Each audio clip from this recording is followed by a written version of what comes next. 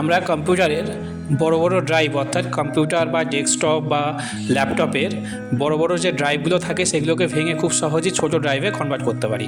এখানে যেমন দেখো লোকাল ডিস্ক সি ড্রাইভ আছে 118 জিবি, এইটাকে আমরা ভেঙে আর একটা ভাগে পরিণত করতে পারি, অর্থাৎ দুটো ড্রাইভে কনভার্ট করতে পারি। তো এর জন্য ফার্স্ট আমরা দিস পিসি আছে, এই দিস পিসির উপর রাইট ক্লিক করব। রাইট ক্লিক করার পর ম্যানেজে ক্লিক করব।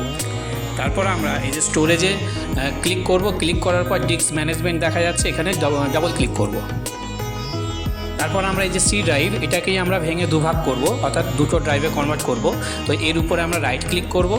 রাইট ক্লিক করার পর যে সিঙ্ক ভলিউম আছে এখানে ক্লিক করব। তারপরে আমরা সিঙ্কে ক্লিক করব।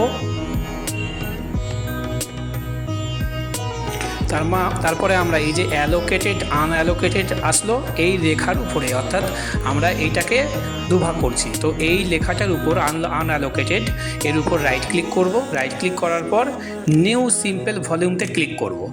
তারপর আমরা নেক্সট করব। নেক্সট করার পর আবার নেক্সট করব, তারপর আবার নেক্সট করব, দেন নেক্সট, তারপর এটাকে ফিনিশ করব।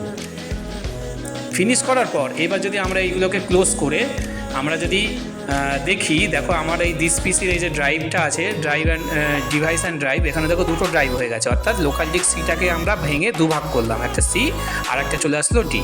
তো এইভাবে আমরা বড় বড় যে ড্রাইভগুলো থাকে, বড় বড় মেমোরির ড্রাইভগুলো থাকে, সেগুলোকে আমরা ভেঙে ছোটো ছোটো ড্রাইভে কনভার্ট করতে পারি।